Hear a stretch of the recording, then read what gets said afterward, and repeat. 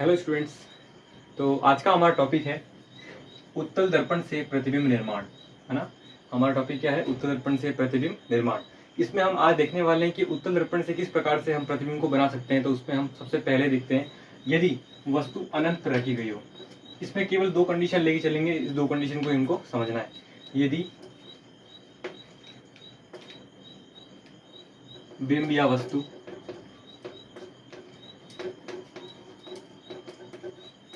अनंत पर हो,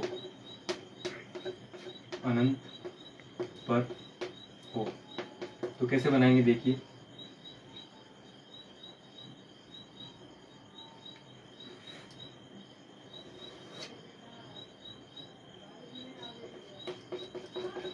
ये हमारा क्या है? उत्तल दर्पण है, ठीक है। आपको पता होगा स्टूडेंट्स कि उत्तल दर्पण होता क्या है। उत्तल दर्पण क्या होता है? उत्तल दर्पण होता है जिसकी बाहरी पृष्ठ क्या है? उभरी हुई हो और अंदर वाली पॉलिश की हुई होती है ना। तो ये हमारा क्या है? उत्तल दर्पण। तो यहाँ से मैंने अनंत पे रख रखा है किसी वस्तु को, तो वहां से जब प्रकाशित किरण आएगी, तो प्रकाशित किरण जो आएगी वो कहाँ से आएगी? इसके इस वाले फोकस से, समांतर से इस वाले फोकस से गुजरेगी। लेकिन ये जो किरण होगी वो कैसी होगी? आभासी रूप में होगी, है ना। क्योंकि आपको पता है कि दर्पण के पीछे बनता है इसमें, है ना। तो दर्पण में पीछे बनेगा तो क्या होगा? आभासी ही बनेगा। आपको मैंने पहले की वीडियो में बता रखा है कि जब भी दर्पण के पीछे कोई भी डायग्राम बनता है तो वो आभासी होता है। तो यहाँ पे इस फोकस पे बनता हुआ हमको दिखेगा ये, ठीक है। प्रकाश किरण इसके समांतर गई तो फोकस से जाती है। तो जब भी कोई प्रकाश किरण इस मुख्य अक्ष के समांतर गुजरेगी तो वो कहाँ से आती है? फोकस से जाती है। लेकिन इस केस में आपको कहाँ देखने को मिलेगा? दर्पण के पीछे बनते हुए आपको इमेज दिखाई देगा, ठीक है। जो हमारा जो प्रतिबिंब होगा वो कहाँ बनेगा? इस फोकस पे बिंदु साइज का बनेगा। तो यहाँ पे हम लिख देंगे कि प्रतिबिंब कैसा होगा? अत्यंत छोटा होगा। प्रतिबिंब अत्यंत छोटा, अत्यंत छोटा। ब्रैकेट में लिख सकते हैं कि बिंदु आकार का, बिंदु आकार का। अच्छा, बिंदु आकार का होगा और साथ में क्या होगा? आभासी होगा।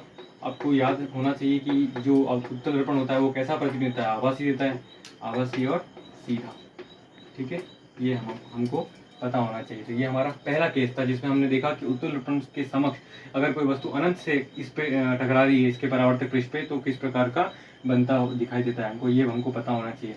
इसके बाद अगले सेक्शन में हम बात करते हैं कि इस ध्रुव और अनंत के बीच में कहीं पर अगर रखें किसी भी बिंब को तो वो कहाँ बनेगा, वो हम अगले सेक्शन में डिस्कस करते हैं। तो आइए स्टूडेंट्स, हम देखते हैं कि अगला हमारा जो बिंदु है कि जब बिंब को कहाँ रखें हम? ध्रुव और इस अनंत के बीच में कहीं रखें। तो यदि बिंब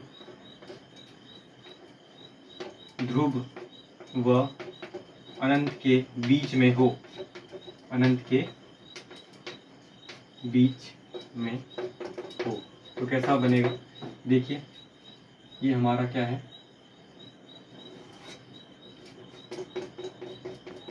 उत्तल दर्पण। ये इसका मुख्य अक्ष, ठीक है। अनंत और ध्रुव के बीच में रख रहे हैं ना, यहाँ इस ध्रुव के बीच में कहीं पर रख रहे हैं। मान लीजिए मैंने यहाँ पे रखा, ठीक है। तो इस जगह पे हमने रखा है। तो यहाँ से जब इसके प्रकाशित किरण पड़ेगी तो समांतर जब कोई भी जाती है तो कहाँ से आती है? फोकस से आती है। इसका मतलब इसके फोकस से जाएगी, मतलब यहाँ से कहीं से गुजरेगी। लेकिन ये कैसी होगी? आभासी होगी, क्योंकि दर्पण के पीछे बन रही है ना। एक आपको वक्रता केंद्र से भी गुजारनी है। हमारा वक्रता केंद्र क्या होगा? इसका दुगना होगा, मतलब यहाँ कहीं होगा, है ना। इस जगह पे कहीं पे ये सी होगा, दर्पण के पीछे भी तो होगा ना, इस तरह से। तो हमारा एक वक्रता केंद्र से गुजरेगी कुछ इस प्रकार से, ठीक है। आपको पता है ये वक्रता केंद्र से अगर गुजारते हैं, देखो मैंने यहाँ पे आभासी रूप में बना रखा है ना, ये वास्तविक रूप में ऐसा है नहीं, है ना, क्योंकि दर्पण के पीछे बनता हुआ दिख रहा है, इसलिए आपको मैंने ऐसे डॉटेड लाइन से बताया है। तो एक यहाँ पे बनता हुआ हमको दिखाई देगा। एक हमने कहा सब समांतर गुजारा, जो कि फोकस से गया। एक हमने कहाँ पे? एक हमने इस वक्रता केंद्र से गुजारा है, ठीक है। अब इन्होंने कहाँ पे काटा एक दूसरे को? तो इस लाइन ने इस फोकस पे काटा, एक यहाँ पे इस वक्रता केंद्र को इस जगह से काटा गया, ठीक है। तो हमारा जो इमेज बना वो कहाँ बनेगा? जहाँ पे ये दोनों प्रतिच्छेद कर रहे हैं, मतलब कि इस जगह पे, यहाँ कहीं पे, ठीक है। यहाँ पे हमारा क्या बनेगा? प्रतिबिंब बनता हुआ दिखाई देगा। ये हमारा अगर ए बी है तो वो ए डैश बी डैश, ए डैश बी डैश, ठीक है। तो यहाँ पे हम लिखेंगे प्रतिबिंब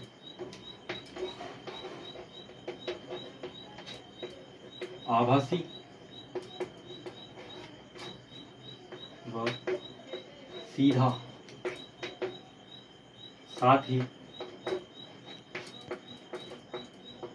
दर्पण के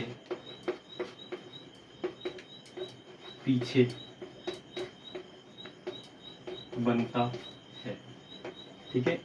इन केस इस केस के अंदर क्या होगा कि जो दर्पण के पीछे बनेगा और आभासी और सीधा बनता है, ये हमको ध्यान रखना है। तो हमारा ये क्या है, उत्तल दर्पण से प्रतिबिंब निर्माण, जिसके हमने 2 पॉइंट्स देखे हैं, पहला अनंत के और ध्रुव के बीच में, और दूसरा अनंत और ध्रुव के बीच के अंदर, सॉरी एक तो अनंत से और दूसरा इस अनंत और ध्रुव के बीच में, आपको ये ध्यान रखना है। तो ये स्टूडेंट हमारा क्या है, उत्तल दर्पण और अवतल दर्पण से बनने वाले प्रतिबिंब हमने देखे हैं इस 2 अभी तक सेक्शन में। अभी एक पॉइंट आपका डिस्कस करेंगे हम आवर्धन के बारे में, और साथ में हम ये जानेंगे कि क्या होता है आवर्धन, और इसके अलावा एक दर्पण सूत्र आपको मैं अगले नेक्स्ट सेक्शन में बताने वाला हूँ। तो आइए स्टूडेंट्स, हम देखते हैं दर्पण सूत्र और आवर्धन को, ठीक है। तो दर्पण सूत्र क्या होता है, दर्पण सूत्र बेसिकली आपकी क्वेश्चन बनता है कि न्यूमेरिकल्स वगैरह जो बनते हैं क्वेश्चन, है दर्पण सूत्र उसमें काम आता है, और ये सिंपल सा एक फॉर्मुला होता है जो कि आपको ध्यान रखना है। ये क्या होता है दर्पण सूत्र, इसका फॉर्मुला होता है 1/f = 1/v + 1/u। इसमें ये f, v और u क्या है, यहाँ पे जो f है वो क्या है, फोकस दूरी, क्या है, f फोकस दूरी, v क्या है, v है प्रतिबिंब की दूरी, कहाँ से, दर्पण से, है ना, प्रतिबिंब की दूरी, ध्रुव से, दर्पण के ध्रुव से, और u क्या है, बिंब की दूरी, मतलब कि जो वस्तु की दूरी है वहाँ से, ठीक है, बिंब की दूरी, ये आपको ध्यान रखना है। ये हमारा क्या है, दर्पण सूत्र। दर्पण सूत्र क्या है, 1/f = 1/v + 1/u। अच्छा, आपको ये ध्यान रखना, इसका जो डेरिवेशन है कि ये आया कैसे, तो वो किसी और वीडियो में हम आपको डिस्कस करेंगे, कि बहुत लंबी वीडियो हो जाएगी, इसलिए मैं इसको यहाँ पे अभी डिस्क्राइब करके नहीं बता रहा हूँ। इसका डेरिवेशन हम देखेंगे कभी और किसी वीडियो में, लेकिन आपको ये ध्यान रखना है कि फॉर्मुला होता क्या है, 1/f = 1/v + 1/u। इसका कोई मात्रक नहीं है, ठीक है, इसका कोई मात्रक नहीं है, आपको ये भी चीज़ ध्यान रखनी है, क्योंकि दूरियाँ ही हैं, हाँ, तो मीटर में ही इसका जो भी आंसर आएगा मीटर में आएगा, मतलब कि इनका पर्टिकुलर आपको खाली इतना ध्यान रखना है कि ये फॉर्मूला जो है वो आपको ध्यान होना चाहिए, क्योंकि इस पे न्यूमेरिकल जो क्वेश्चन बनेंगे वो आपको सॉल्व करना आना चाहिए। यहाँ पे आपको 2 वैल्यूज दे रखी होगी, वहाँ पे एक वैल्यू निकालने को बोल सकता है ना, इस तरीके से आप इसको सॉल्व कर सकते हैं। या फिर आपको आवर्धन दे रखा होगा, मैग्निफिकेशन दे रखा होगा, उसकी वैल्यू दे रखी होगी, और आपको क्या पूछेगा कि इनमें से किसी की वैल्यू पूछेगा, तो वो आवर्धन भी हम देख लेते हैं यहीं पे। आवर्धन क्या होता है, मैग्निफिकेशन क्या होता है, जो आवर्धन होता है उसका फॉर्मूला होता है प्रतिबिंब की ऊंचाई अपॉन बिंब की ऊंचाई, ठीक है, ये हमको ध्यान रखना है। मान लीजिए अगर हमारा प्रतिबिंब h डैश है और बिंब h है, तो क्या इसको ऐसे लिख सकते हैं, क्या आवर्धन को ऐसा लिख सकते हैं ना, इसको स्मॉल m से हम डिनोट करते हैं, स्मॉल मैग्निफिकेशन को m से, ठीक है, h डैश अपॉन h। इसको हम ऐसा भी लिख सकते हैं -v/u, ऐसा भी हम लिख सकते हैं। अच्छा, इसमें मैंने यहाँ पे -v/u क्यों लिया, क्योंकि आपको पता है कि जो प्रतिबिंब की दूरी होती है कैसी होती है, नेगेटिव होती है, क्योंकि हम अवतल दर्पण में देखते हैं ना कि जो दूरियाँ होती है वो किस तरफ लेते हैं, माइनस की तरफ लेते हैं, बिम्स के बाईं तरफ हमेशा नेगेटिव रहते हैं, इसलिए इनमें से कोई ना कोई एक चीज़ क्या होगा, नेगेटिव होगा, और इसलिए हमने यहाँ पे ये माइनस लगाया है। ये अवतल दर्पण के संदर्भ में बता रहा हूँ आपको, और u जो है वो क्या है, बिंब की दूरी है, मतलब इसको हम इस फॉर्मूले से भी डिनोट करते हैं, इस मैग्निफिकेशन को हम 2 फॉर्मूले से याद रखते हैं, आपको ये चीज़ ध्यान रखनी है, ठीक है। इसका कोई मात्रक नहीं है, ठीक है, h डैश अपॉन h और -v/u, ये हमारा क्या है, मैग्निफिकेशन, ठीक है।